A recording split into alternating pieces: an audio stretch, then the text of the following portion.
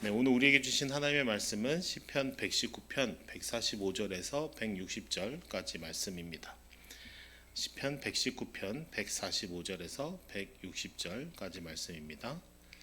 이 생명의 말씀을 한 절씩 교독하겠습니다. 여호와여, 내가 전심으로 부르짖었사오니 내게 응답하소서. 내가 주의 교훈들을 지키리이다. 내가 주께 부르짖었사오니 나를 구원하소서.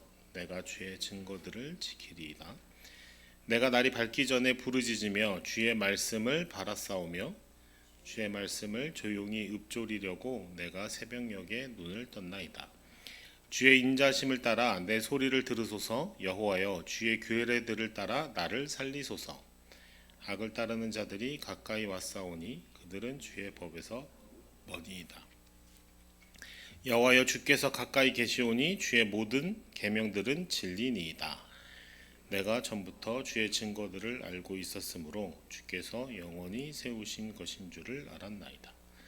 나의 고난을 보시고 나를 건지소서.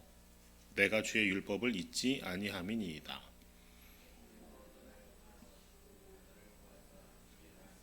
나를 살리소서. 구원이 악인들에게서 멀어짐은 그들이 주의 율례들을 구하지 아니함이니이다. 여호와여, 주의 긍휼이 많으오니 주의 규례들에 따라 나를 살리소서. 나를 핍박하는 자들과 나의 대적들이 많으나 나는 주의 증거들에서 떠나지 아니하였나이다.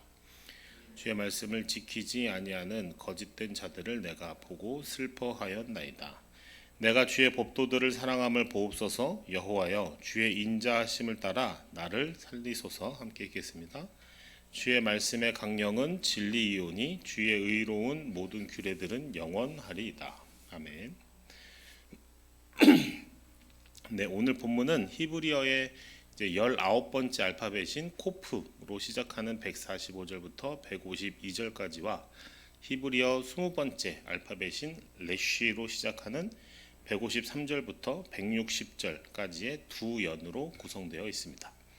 오늘 본문에는 시편 기자가 고난 속에서 하나님께 드리는 간절한 기도와 어려움 속에서도 어떻게 그 어려움을 이겨낼 수 있는지, 고난 중에 말씀은 우리에게 어떤 역할을 하는지가 잘 드러나고 있는데요.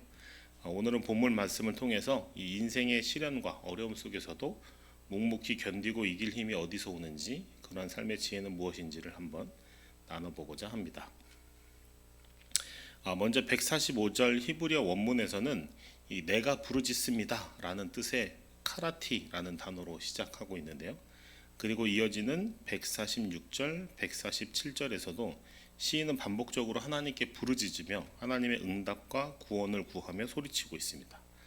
이러한 하나님의 도우심을 구하는 시인의 절규와 같은 부르짖음과 간청은 오늘 본문의 전반에 걸쳐서 나타나고 있는데요. 시인은 마치 다른 대안이 없는 사람처럼 절박하게 하나님을 찾고 부르짖고 있습니다. 내용이 조금 많긴 하지만 시인이 하나님께 간청하는 기도의 내용을 한 절씩 한번 살펴보도록 할게요. 먼저는 145절인데요. 내게 응답하소서라고 이제 하나님의 응답을 구하고 있고요. 그다음에 146절에서는 나를 구원하소서라고 요청하고 있습니다. 그리고 149절에서는 내 소리를 들으소서, 이어서 나를 살리소서라고 말하고 있고, 153절에서는 나를 건지소서, 그리고 154절, 156절, 159절에서는 반복해서 나를 살리소서라고 하나님의 구원을 바라고 있습니다. 이렇게 오늘 본문에는 총 8번의 하나님의 구원과 응답을 요청하는 간절한 간구가 계속해서 나타나고 있는데요. 눈에 띄는 것은 이러한 간구가 단독적으로 나오지 않고 앞이나 뒤에 간청하는 이유와 근거를 가지고 있다는 점입니다. 먼저 149절에 내 소리를 들으소서라는 간구의 근거는 하나님께서 인자하시기 때문입니다. 그리고 같은 절에서 하나님의 규례들을 따라 나를 살리소서라고 구하고 있죠. 하나님의 규례들을 따라 나를 살려달라라는 말은 하나님의 판단, 하나님의 판결대로 나를 구원해달라라는 의미입니다. 하나님은 인자하신 분이시니까 내 소리를 들으실 것이고, 하나님은 가장 공의로운 분이시기에 하나님의 공의로운 판단대로 나를 구원해 주십시오. 나를 살려 주십시오. 라는 간청인 것이죠. 나를 이 고난으로부터 건져내 달라는 말이죠. 또 154절, 156절, 159절에서는 나를 살리소서라는 하나님의 구원과 도움을 간청하고 있는데요. 시인은 그저 나를 구원하소서, 나를 살리소서라고 말하고 있는 것이 아니라 하나님의 말씀대로 나를 살리소서, 그리고 주의 규례들을 따라 나를 살리소서, 주의 인자하심을 따라 나를 살리소서, 이렇게 구원을 요청하고 있습니다. 자신을 구원하시는 이유와 동기가 하나님이 약속하신 그 말씀에 있기 때문이고, 하나님의 규례, 즉 하나님이 공의와 정의대로 행하실 때 자신을 구원해 달라라는 간구입니다. 그리고 하나님의 그 인자하신 성품대로 자신을 기억하셔서 구원해 달라라고 구하고 있는 것이죠. 오늘 시편 119편 전반에 나타나고 있지만 시인의 삶의 정황은 어떤 깊은 고난 가운데 있는 것처럼 보여집니다. 그리고 그러한 고난 가운데에서 자신의 이야기를 들어달라고, 나를 좀 살려달라고, 이러한 나의 부르짖음에 제발 좀 응답해 달라고 간절히 요청하고 있습니다. 그리고 오늘 본문에서는 말씀드린 바와 같이 이러한 그 간절한 요청, 간절한 기도가 다 근거가 있는데, 그게 바로 하나님의 말씀에 기록된 당신의 백성을 향한 하나님의 약속, 또는 하나님의 성품인 공의로우심과 인자하심에 기대어서 이러한 간구를 드리고 있는 것이죠. 시인은 하나님의 말씀과 하나님의 성품을 잘 알고 있기에 절박한 상황에서도 자신의 간구를 하나님의 약속과 하나님의 성품에 근거해서 기도할 수 있는 것이죠. 이렇게 하나님의 약속과 하나님의 성품에 근거하는 기도가 중요한 이유는 무엇일까요?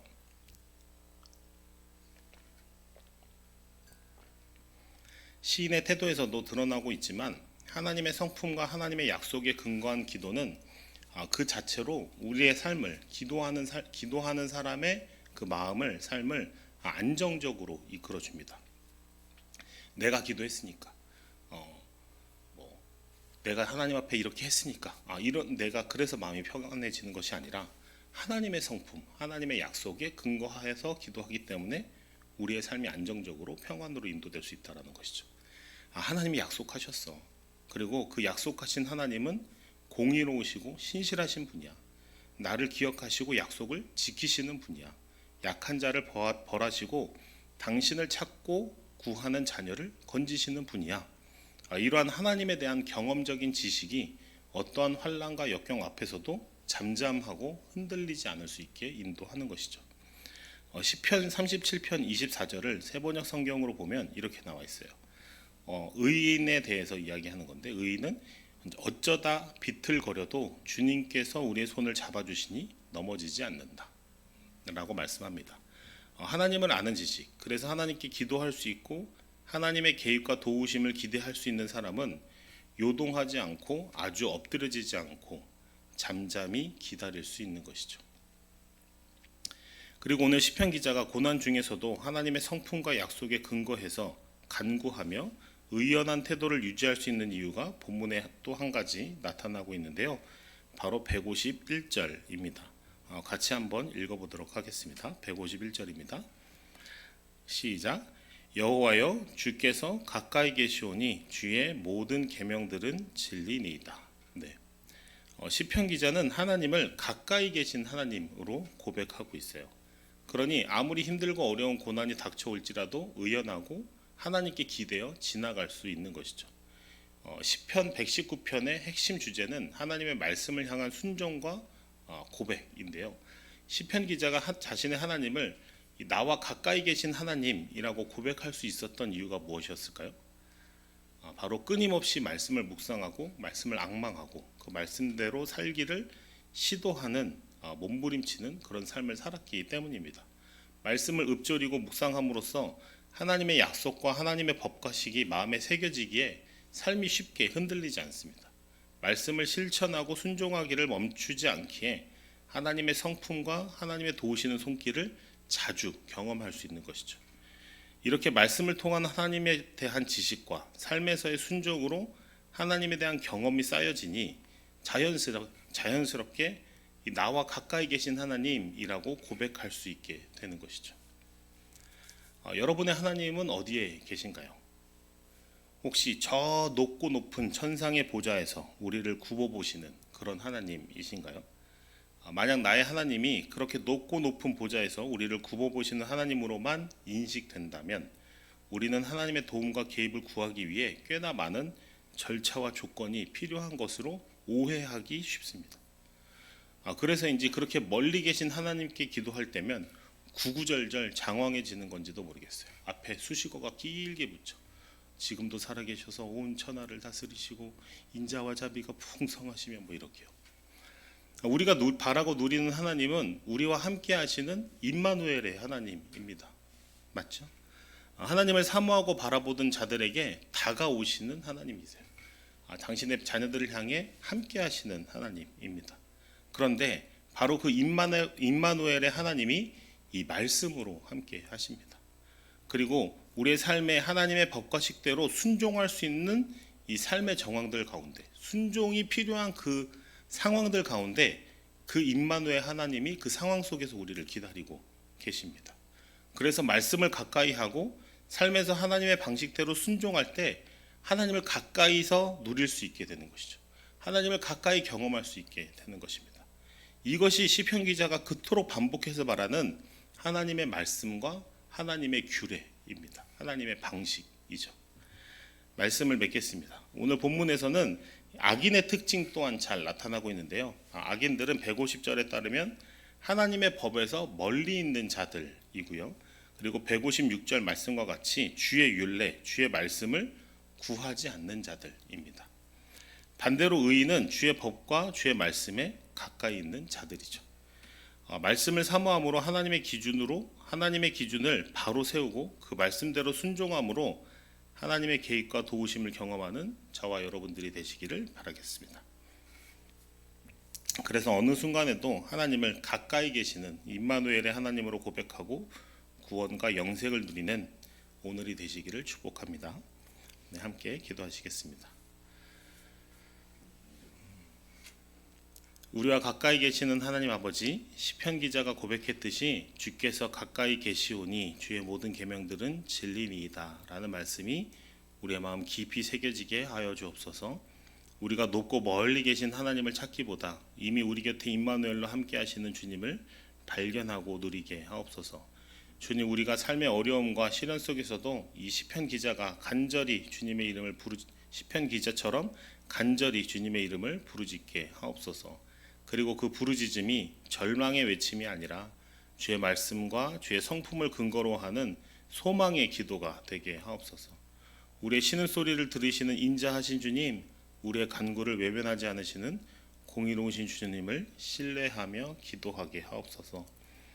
하나님의 법에서 멀리 떠나는 이 세상 가운데 우리가 더욱 주의 법과 말씀에 가까이 있는 자들로 살아가게 하시고 어떠한 상황 속에서도 요동하지 않고 주님의 손이 우리를 붙들고 계심을 경험하고 또 넘어져도 아주 엎드려지지 않는 믿음의 사람들이 되게 하옵소서. 말씀을 통해 임마누엘의 하나님을 날마다 경험하고 주님과 동행하는 복된 삶을 살아가게 하옵소서. 이 모든 말씀 우리를 위해 십자가에서 돌아가시고 부활하신 예수 그리스도의 이름으로 기도드립니다. 아멘.